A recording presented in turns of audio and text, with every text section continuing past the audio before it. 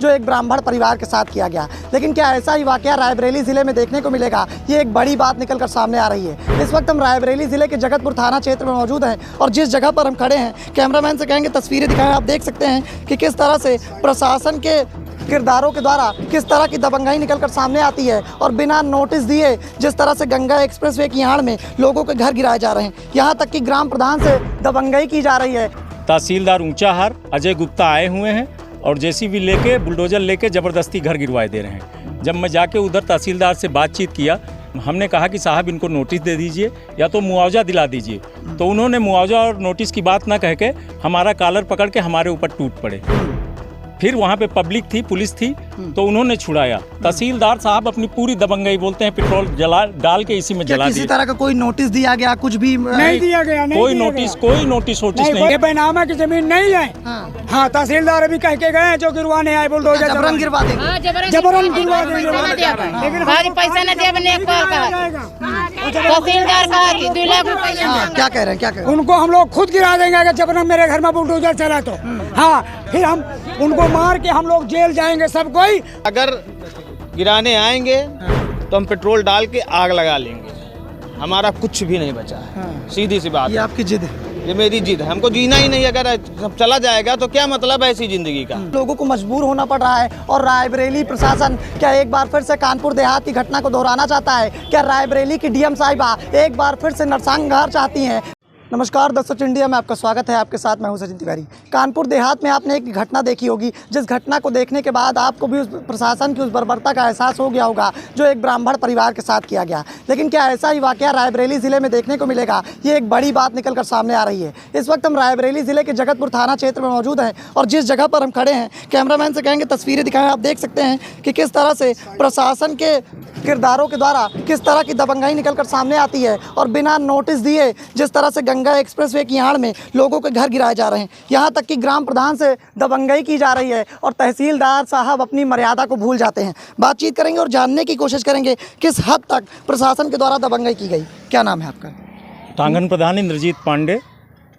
दोपहर का टाइम था, राम सागर आए कि भैया तहसीलदार ऊंचाहार अजय गुप्ता आए हुए हैं और जेसीबी लेके बुलडोजर लेके ज़बरदस्ती घर गिरवाए दे रहे हैं। जब मैं जाके उधर तहसीलदार से बातचीत किया, हमने कहा कि साहब इनको नोटिस दे दीजिए या तो मुआवजा दिला दीजिए, तो उन्होंने मुआवजा और नोटिस की बात ना कह के हमारा कॉलर पकड़ के हमारे ऊपर टूट पड़े। फिर वहाँ पे पब्लिक थी, पुलिस थी, तो उन्होंने छुड़ाया। तहसीलदार साहब अपनी पूरी दबंगई, बोलते हैं पेट्रोल जला डाल के इसी में जला दिया। किसी तरह का कोई नोटिस दिया गया? कुछ भी नहीं दिया गया। कोई नोटिस नहीं दिया इन्होंने। दबंगई है। दोपहर में लाए बुलडोजर चलवाने लगे। देख सकते हैं, आप देख सकते हैं किस तरह से। दोपहर में आए बुलडोजर चलवाने लगे घरों में।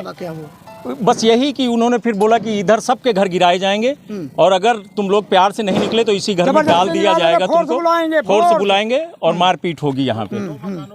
अच्छा, जिस तरह से ये घटना निकलकर सामने आई, क्या मांग है आप लोगों की? हमारी मांग यही है कि आप पहले नोटिस दीजिए और या तो फिर ये जो पब्लिक है उसको वहाँ पे कोई जमीन दीजिए कि वो वहाँ पे बस जाए। तहसीलदार साहब ने अभी हमसे कहा कि चलो हम जमीन दे रहे हैं, 16 जमीन बोले, लेकिन जमीन न देने की वजह से बोले हम यहीं पे हैं, जमीन देंगे।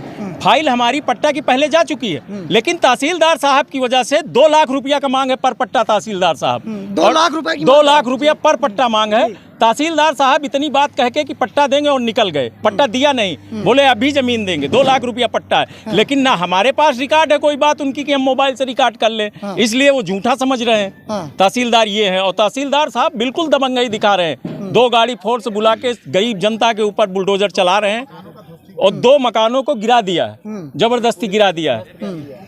क्या नाम है आपका? क्या नाम? सर मेरा नाम राम सागर है। अच्छा, कहाँ के निवासी हैं? हम ओमनगर कोटपुर के निवासी हैं। हाँ, क्या वाकया निकल कर सामने आया? हमारे पास आज दोपहर का समय था, हम अपनी बेटी की शादी में मशहूर थे।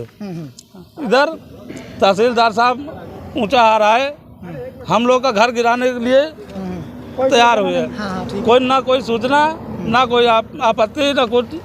उसके बाद हम प्रधान जी को अपने पास बुलाया कि हमारा देखो तहसीलदार साहब आए हैं, घर गिरा रहे हैं, बुलाएं। और प्रधान जी को भी उन्होंने बदतमीजी से बात किया और धक्का दिया। हाँ, कॉलर पकड़ के जो है तो क्या कह रहे हैं ये लोग, मुआवजा नहीं देंगे, किसी तरह का नोटिस नहीं देंगे और ऐसे ही गिरा देंगे? सर कह रहे हैं हम 2 साल से क्या कह रहे हैं? वो लोग कह रहे हैं 2 साल में तुमको सोचना मिली, घर खाली करो, पैसा नहीं मिलेगा। ये बेनामा की जमीन नहीं है। हाँ, तहसीलदार अभी कह के गए हैं जो गिरवाने आए बुलडोजर जबरन गिरवा देंगे। जबरन गिरवा देंगे। भारी पैसा न दिया बने कॉल तहसीलदार कहा कि 2 लाख रुपया क्या कह रहे हैं? क्या कह रहे हैं? उनको हम लोग खुद गिरा देंगे अगर जबरन मेरे घर में बुलडोजर चला तो। हाँ, फिर हम उनको मार के हम लोग जेल जाएंगे सब कोई। पहले वो हमारे घर में बुलडोजर चलवाएगा और नहीं चलवाएगा या तो हमको कुछ दे जगह जमीन रहने की। वरिष्ठ आदमी हमारे साथ मौजूद है, जिनसे बातचीत करेंगे और जानने की कोशिश करेंगे क्या मसला है। जिस तरह से ये वाकया निकल कर सामने आता है, क्या मसला है, पूरा मसला बताइए। ग्राम ओमनगर मजरे टांगन के अंतर्गत 30 मकान बने हुए हैं और उनके संबंध में तहसील द्वारा जांच कराई गई, PWD द्वारा मूल्यांकन हुआ, जिसमें मूल्यांकन करने के बाद ये बताया गया कि आप लोगों को पैसा मिलेगा। लेकिन आज तक ना तो हम लोगों को पैसा दिया गया है, ना किसी पात्र व्यक्ति को ज़मीन दी गई है कि वो अपना मकान बनाए। अब ये स्थिति आ गई कि ये गरीब लोगों के मकान आज 2 लोगों के ध्वस्तीकरण कराए गए हैं। ये नितांत कष्ट की बात है और माननीय मुख्यमंत्री महोदय कहना है कि आवास उसका तब ढहाया जाएगा जब उसे आवास मिल जाएगा।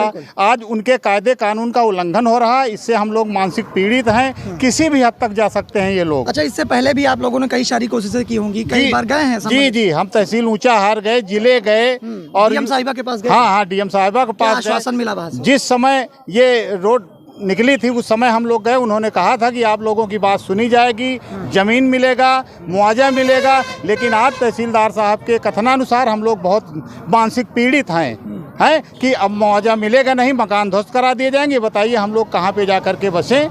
ये स्थिति हम लोगों की। तो आप देख सकते हैं, कैमरामैन से कहेंगे जरा तस्वीरें दिखाएं। आप देख सकते हैं ये हुजूम इस बात का प्रमाण है कि किस तरह से ऊंचाहार प्रशासन के द्वारा, किस तरह से रायबरेली जिले के प्रशासन के द्वारा एक बार फिर से कानपुर देहात की घटना को अंजाम दिया जा रहा है। किस तरह की दबंगई निकलकर सामने आती है। कुछ और भी लोग मौजूद हैं जिनसे हम बातचीत करेंगे और जानने की कोशिश कर रहे हैं। जी बताएं। हाँ, इस 23 नंबर में आवासीय पट्टे हम लोगों के हैं, लेकिन उसका जिक्र तहसीलदार साहब नहीं करते। वो कहते हैं कि पट्टे नहीं माने जाएंगे, अवैध कब्जा दिखाए हैं, जबकि हर आदमी के पास अपना व्यक्तिगत पट्टा है। तहसील में पत्रावली सुरक्षित है, लोग नकल भी ले चुके हैं, प्रश्नोत्तरी ले चुके हैं, लेकिन कोई मानने को तैयार नहीं। हम लोग अब इतना परेशान हैं कि कहाँ जाएं, किस रास्ते पे जाएं। आज जिस तरह का वाकया, आज कौन कौन यहाँ पर आया था और क्या हुआ है? तहसीलदार साहब थे, क्षेत्रीय लेखपाल, 4 और लेखपाल थे, पुलिस व्यवस्था थी और यूपीडा के लोग थे। बुलडोजर चल रहा था। अब ये जनता दौड़ रही है, परेशान है, छटपटा रही है, लेकिन कोई सुनने वाला नहीं। प्रधान का कॉलर भी पकड़ा गया। हाँ, प्रधान का कॉलर पकड़ लिए हैं, जो नितांत निंदनीय है। जनप्रतिनिधि हैं वो, हैं? क्या कह रहे थे? क्या कह मुकदमे की धमकी दे रहे हैं? दायर हो जाएगा तुम्हारा नाम प्रधान जी। हाँ, वही जो धमकियां दे रहे हैं। तहसीलदार गिरवाने के लिए धमकियां दे रहे हैं। हाँ, धमकियां दे रहे हैं। कहते तुम अपने घर में चलो, इसमें बुलडोजर चलवा। हम लोग खड़े थे, लेकिन बुलडोजर क्यों चलवाते हो? मेरा घर है ना, तुम्हारे घर में बुलडोजर चलेगा तो तुम भी परेशान हो गए। लेकिन हमको बताओ तभी तो होगा कि बुलडोजर चलवाओ। हम लोग मना किया, फिर उसके बाद गाड़ी वहाँ से घूम आई, गाड़ी गई। तो आप समझ सकते हैं। देखिए ये हुजूम, इस बात, क्या नाम है आपका? प्रदीप कुमार त्रिवेदी। अच्छा, यहीं के निवासी हैं। क्या मसला हुआ आज?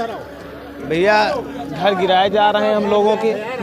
हम लोगों से कहा गया था कि आपका मुआवजा मिलेगा। यही तहसीलदार आए, बोले कि आप लोगों को जितना बना है मुआवजा उसका डबल मिलेगा। यही तहसीलदार बोल के गए और आज बोल रहे हैं कि हम लोगों की हमारी कोई जिम्मेदारी नहीं है। विदाउट नोटिस गिराने आए हैं। और सीधी सी बात है, अगर गिराने आएंगे तो हम पेट्रोल डाल के आग लगा लेंगे। हमारा कुछ भी नहीं बचा है। सीधी सी बात। ये आपकी जिद है? ये मेरी जिद है। हमको जीना ही नहीं। अगर सब चला जाएगा तो क्या मतलब है ऐसी जिंदगी का? तो आप देख सकते हैं किस तरह से लोगों को मजबूर होना पड़ रहा है। और रायबरेली प्रशासन क्या एक बार फिर से कानपुर देहात की घटना को दोहराना चाहता है? क्या रायबरेली की डीएम साहिबा एक बार फिर से नरसंहार चाहती हैं? क्या ऊंचाहार एसडीएम एक बार फिर से अपनी कुंभकर्णी नींद में सोते हुए एक बार फिर लोगों के बीच में नरसंहार देखना चाहते हैं? ये एक बड़ा सवाल है। कैमरामैन से कहेंगे एक बार फिर से तस्वीरें दिखाएं। आप देख सकते हैं ये लोगों का हुजूम इस बात का प्रमाण पेश कर रहा है कि किस तरह से तहसील प्रशासन के द्वारा दबंगई की जा रही है। फिलहाल अब देखना यह है कि क्या होगा क्या नहीं होगा, लेकिन ये सवाल सभी के मन में है कि क्या एक बार फिर से तहसील प्रशासन के द्वारा दबंगई का रवैया अपनाया जाएगा।